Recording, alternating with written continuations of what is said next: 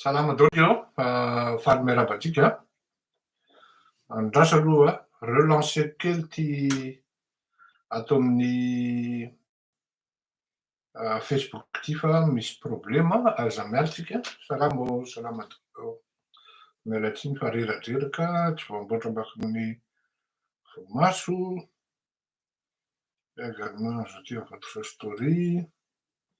Ahoana moa zany namelana an'ity?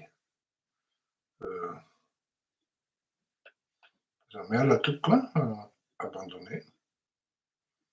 De mamerina tsika.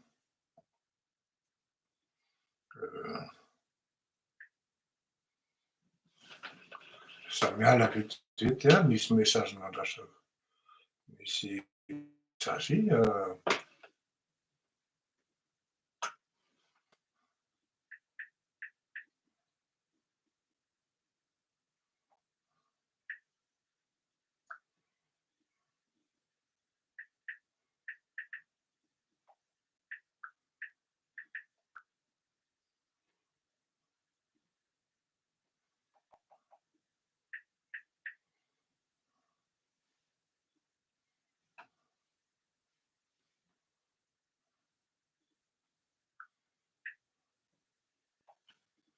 za miala tsika.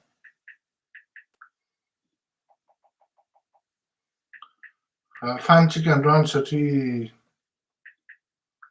l'émission mafana koa ny ao an-tanàna dia anomboka tsika tsy ho ela toko fa aza matahotra. Aza matahotra. Ny ato amin'ny Facebook moa tsy azo negligena satria atokao be mpanaraka. Nareo amin'ny alina koa manaraka tsara daoly, nareo amin'ny ino ty izy teo amin'ny YouTube tena manaraka tsara daoly ary misaotra anareo be loatra. Maninona raha? Bon, aza miala toko fa tsy mety mandeha ny Facebook fa maninona raha no tsy mandeha?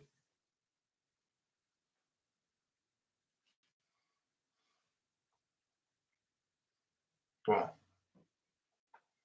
aza miala. Misy antony manokana ve?